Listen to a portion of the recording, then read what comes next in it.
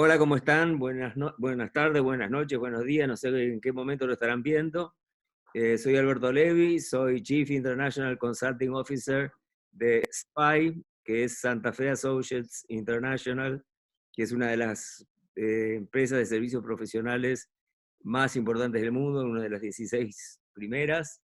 Tenemos 75 países, 220 y más oficinas, 13.000 personas.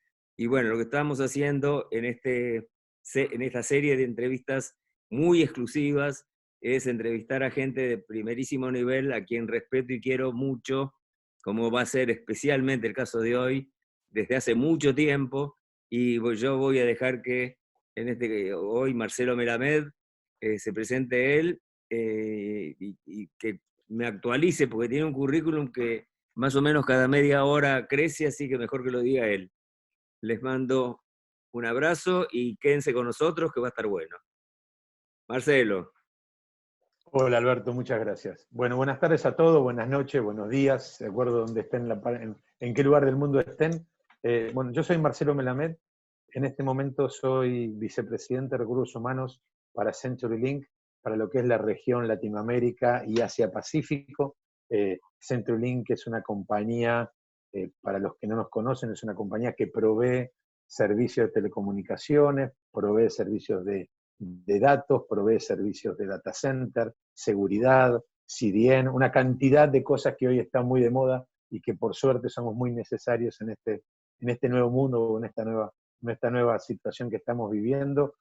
Como decía Alberto, nos conocemos cuando los dos teníamos pelo de color, ¿no? No de color blanco, teníamos otro pelo. Hace muchos, muchos años, por suerte, los dos hemos recorrido este mundo de las organizaciones paralelamente, pero siempre en contacto, al mismo tiempo, conociendo qué es lo que hace uno y qué es lo que hace otro. Solo para tener una idea, yo hace 12 años que estoy en esta compañía y hace 12 años que hemos atravesado 3 fusiones, con lo cual también ha sido tiempos muy interesantes con diferentes condiciones. Previamente fui director de recursos humanos de Carrefour y previamente trabajé en Telefónica Internacional, con lo cual, la verdad que soy psicólogo originalmente y tengo un posgrado en gestión de recursos humanos y un Executive MBA también, con lo cual ya hace tanto tiempo que pasó, ya ni me acuerdo, pero básicamente, bueno, doy clases en algunos posgrados y cuando me invitan, en el posgrado de recursos humanos de la unidad de la UCA, en San Andrés a veces también, y a veces alguna vez en el IAE, y permanentemente trabajando en este tema de organizaciones hace, la verdad, casi 30, 35 años que estoy trabajando en el tema de organizaciones y gestión de recursos humanos. Así que bueno, Aclaremos que un hoy poco eso. que es 5, ¿no? De mayo hoy. Hoy es 5 de mayo. Estamos el 5 de mayo de 2020, porque capaz que esto lo ven, lo repiten dentro de 1 o 2 años. Estamos en plena cuarentena, estamos con el tema del COVID-19, estamos cerrados. Marcelo, por supuesto, como ven, está en su casa, yo también. Y va, esperando que esto pase, pero me acabas de decir 12 años en Hace Centro. 12 años. ¿Cómo? 12 años en Centro. 12 años, sí, sí. Yo ingresé, esto es interesante, pues yo ingresé en la mitad de la crisis del 2008. Exactamente en la mitad de la crisis del 2008, cuando estalló la burbuja de los bancos. Octubre del 2008, es en un momento realmente serio, muy serio para la industria en general, para nuestra industria de las telecomunicaciones. Eh, en ese momento recién CenturyLink, no, perdón, en ese momento Global Crossing había adquirido IMSAT, que era una empresa argentina multilatina. Eh, Era un proceso de integración de IMSAT a lo que era Global Crossing, que ya era una empresa global. Luego de 2 o 3 años nos adquirió Level 3 y hace un par de años nos compró nuevamente CenturyLink, con lo cual hemos atravesado esta serie de fusiones y adquisiciones desde el punto de vista de lo que es la cultura y lo que es el trabajo, realmente muy, muy, muy, muy interesante. Y aquí estamos, sí, sí, hace 12 años que ya estamos aquí en CenturyLink. ¿Sí? Escúchame, entonces en función de esto que estás contando es un excelente ejemplo como para que cuentes esos procesos de transformación que son sistémicos, evidentemente, sin no duda. son nunca ni de la cultura, ni de la estrategia solo, ni de los recursos, ni de los mercados, es completamente sistémico. Sería bueno que cuentes tu experiencia en, Sí. en esas transformaciones, que además me imagino que habrán sido turnarounds también en cada uno de de las Sí, etapas, ¿cierto? sin ninguna duda. Mira, yo hay dos, primero, antes que nada, creo que una de lo más interesante de todos estos procesos de 12 años ha sido tener la suerte de formar parte de los grupos que han definido la construcción de las culturas en cada una de las etapas. Qué Es bueno, decir, contá, contá, eh, contá. sí, yo lo digo un poco en chiste, un poco en serio, un poco en chiste, pero hoy somos uno de los pocos, o yo soy de los pocos que sigue estando en recursos humanos desde esa primera etapa. Nos llamamos a nosotros mismos los dinosaurs, porque somos el grupo de dinosaurios que ha ido sobreviviendo. En realidad los dinosaurios no sobrevivieron a todos los cambios, deberíamos cambiarnos el nombre, pero la realidad es que hemos tenido la suerte de formar parte de la integración de Global Crossing e IMSAT, de Level 3 con Global Crossing y de CenturyLink con Level 3. Ahora, una particularidad, Alberto, y esto quizás es interesante para entender. Sí. Cuando Global Crossing adquiere IMSAT, IMSAT significaba para Global Crossing a nivel global el 25% de la dotación, el 20-22% de la facturación y el 27-28% del EBITDA de la compañía, lo cual tenía un peso específico muy fuerte. Y aparte de todo, teníamos una larga tradición de presencia en la región, muy conocidos. De hecho, durante muchos años nos seguían llamando IMSAT, pero más allá de eso, el peso específico que tenía la región en todo el conglomerado global era muy pesado. IMSA de la Argentina. Cuando IMSAT era originalmente argentina, que se había eh, no, era de Pescarmona, en su momento, de Pescarmona.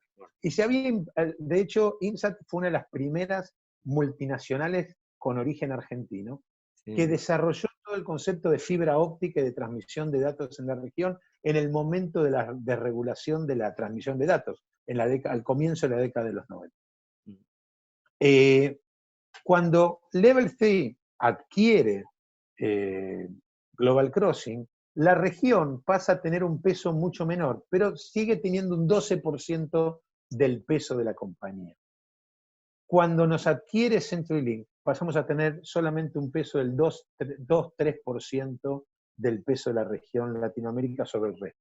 Pero aún con eso, el peso específico que mantuvo la región en términos de la construcción de la cultura, en términos de la construcción de la estrategia, en términos de la dinámica y en términos de la experiencia y la historia, siguen siendo muy fuertes y siguen siendo muy pesados. Por suerte, por eso, como yo te decía, he tenido la suerte de formar parte de los grupos que han definido las estrategias de transformación cultural, que como bien vos decís, es un sistema y no es solamente transformación de la cultura, sino que fue, yo le llamo a la cultura la manera de hacer las cosas, Claro. el savoir-faire, como dicen los franceses. Espera, Y la verdad...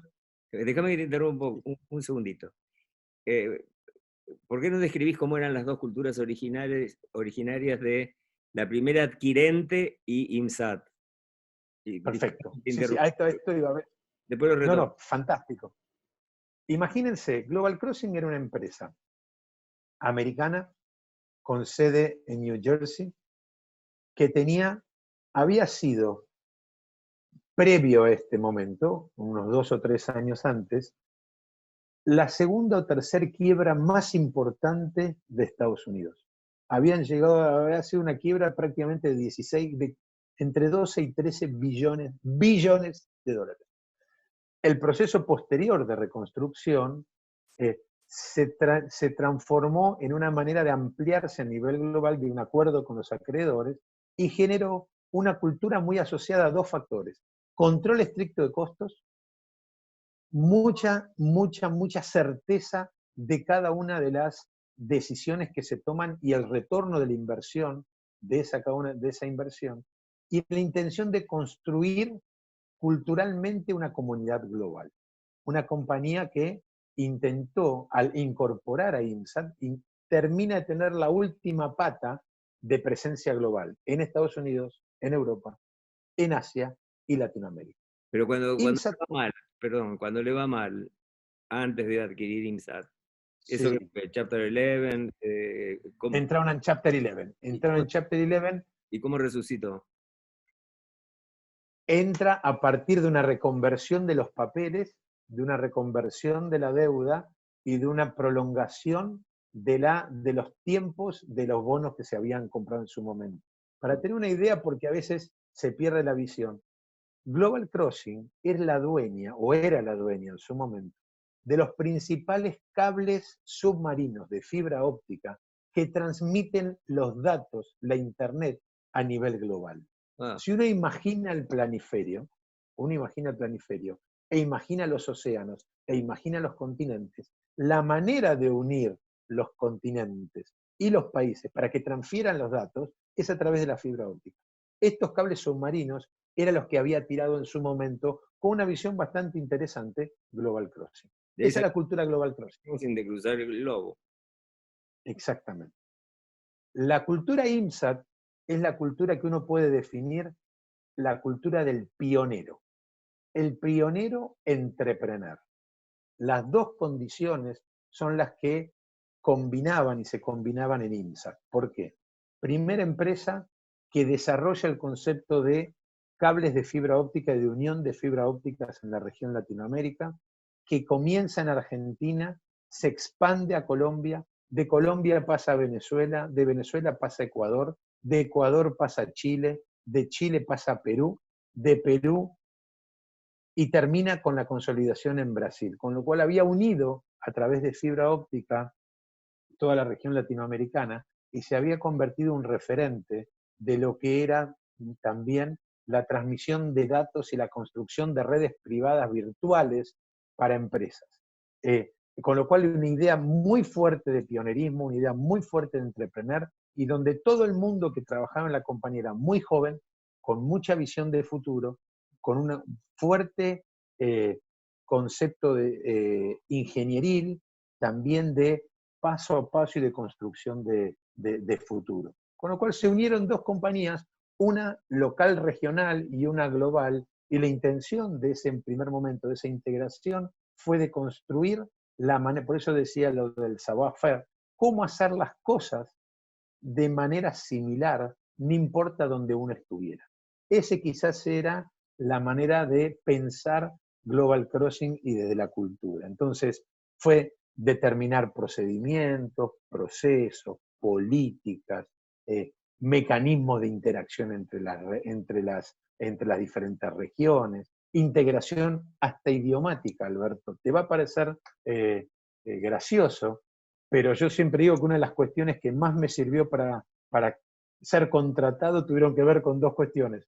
Que yo hablo español, inglés, francés y portugués. Y aparte, venía con cierta trayectoria en el mundo de los recursos humanos. Con lo cual, para una compañía que Claro. intentaba hacerse global, la Bien. posibilidad de tener esta multiculturalidad incorporada fue un valor agregado. A ver, espera, Y la verdad que fue... perdóname, con el tema de los valores, de la matriz relacional, de más el lado emocional de la cosa y todo, ¿cómo fue el acople? Que hubo conflicto, no hubo Bueno, conflicto, se sintieron los de IMSAT adquiridos, eh, bueno, colonizados, eso lo viví en 20 fusiones o adquisiciones. sí. Mira, uno de los grandes temas es más que la colonización, yo creo que lo que se vivió fue esto que yo te decía, el peso específico que tenía IMSAT en su momento era alto, Claro, con lo cual tener el 20-25% del EBITDA ya no es lo mismo que decir sos el 8 o el 10%, y la integración creo que fue muy inteligente en su momento del respeto. Fue una integración muy respetuosa, Alberto. Yo viajaba una vez por quarter a Estados Unidos desde Recursos Humanos. El CEO viajaba regional, viajaba una vez por quarter con el CFO a las reuniones de lo que se llamaba en ese momento el Extended Leadership Team. Había digamos, un respeto que creo que fue lo que permitió paulatinamente ir integrando los diferentes grupos en una visión que obviamente que la visión del dominado dominante existía. Esto no hay duda. Es decir, las decisiones habían pasado a ser tomadas afuera. Acá había que, se podían cuestionar, se podían de alguna manera aceptar, pero la realidad es que en su momento, es decir, nosotros tuvimos que cambiar la estructura de títulos, de grados, de cómo se pagaba, quién definía los bonos. Es decir, había una de las cuestiones que sí ingresó muy fuertemente. Recordad que yo te decía que la compañía era una compañía pionera y de entrepreneurship. Vos sabés bien, mejor que nadie, que el entrepreneur primero hace y después reflexiona. ¿Estamos de acuerdo? Primero intenta, construye, después se da vuelta, mira para atrás y dice, uy, esto pasó por esto, por lo otro, por acá, por allá. Y esto era un modelo que tenía mucho INSAT. Aquí hubo que regular decisiones, hubo que establecer matriz de decisiones, proceso en la toma de decisiones, quién cobra bono y quién no cobra bono. Había cosas que hubo que regularizar algunas cuestiones. Todo, nada que sea extraordinario, pero sí, como bien vos preguntas, en términos de cultura hubo un choque que de a poco se fue minimizando, sí, pero nunca dejó de estar nosotros INSAT, ellos Global Crossing. Tardó mucho tiempo en que eso pudiera vivirse de una manera unificada. ¿Y cuándo se presentifica eso con mayor fuerza? En el momento de la integración con Level 3. Cuando viene Level 3, ¿Cómo se llama? aparece entonces Level 3. Level 3, Level 3, Level 3. Level 3, nivel 3. Level 3, sí, nivel 3. Cuando viene Level 3, ¿Quiénes eran lo ellos? que pasa ¿Quiénes eran? es Contale. otra compañía de telecomunicaciones americana. Yo te diría que bastante espejo de lo que hacíamos nosotros, también volcada al negocio de los del negocio del negocio B2B. No era una compañía B2C para nada, también B2B, Sí. con un origen en un lugar chico de Estados Unidos que fue creciendo, también un visionario. Jim Crow era el socio fundador, había sido originalmente una compañía de construcciones que migró al negocio de las telecomunicaciones, muy sólida también a nivel global, con presencia en Europa, con presencia en París, y ahí sí apareció el Level 3 Global Crossing. Entonces se aglomeró, es decir, el Global Crossing se aglomeró a través de ellos y nosotros, y también tuvimos 2 años de mucho trabajo de integración cultural, de mucho trabajo de definición de nuevos valores, nuevo propósito, nueva visión, Varón, más moderna. pero te tengo que bombardear. Vos déjame que yo te interrumpa todo lo posible para así te bombardeo. Sí, todo. Bueno, Level 3. El propósito de la adquisición o del merger o lo que fuera, Sí. ¿fue para complementar productos o mercados o fue para simplemente crecer en lo que ya estaba? Yo te diría que tuvo muchas intenciones, no fue una sola. Eran compañías, como yo te decía, bastante gemelas, Sí. bastante complementarias. Las dos necesitaban crecer inorgánicamente, porque vos bien sabés que en el mercado de las telecomunicaciones, cuanto más chico sos, menos posibilidad tenés de salir a competir en los mercados. ¿Eran La competidoras o actualización complementarias? Perdón. Perdóname, ¿eran competidoras o complementarias? Eran complementariamente competidoras.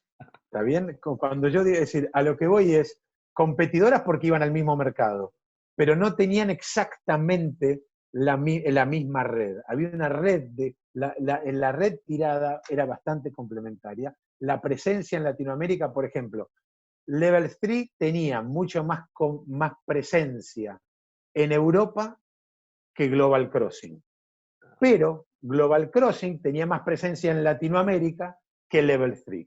Okay. En Estados Unidos, las redes, si bien no eran gemelas, la complementariedad de la red era muy interesante. Y los que eran los cables submarinos tenían bastante oportunidad de ser complementarios. Nosotros teníamos mucho más negocio de data center, Level 3 no tenía negocio de data center. pero Level 3 tenía más negocio de seguridad de datos más fuerte que el de Global Crossing. Entonces, había una complementariedad de portfolios y una sinergia potencial muy interesante. Level 3 era una compañía, de alguna manera, uno podría decir, más volcada al futuro, mucho más volcada al futuro, pensando en un mundo hacia adelante. Global Crossing venía llevando el mundo hacia adelante, iba intentando hacer el catch-up hacia eso. Con una estructura más sólida posiblemente. Y bueno, finalmente integramos las dos compañías. Fue un trabajo muy interesante en términos de crecimiento, yo no diría exponencial, porque no fue exponencial, pero sí de crecimiento en términos de dimensiones.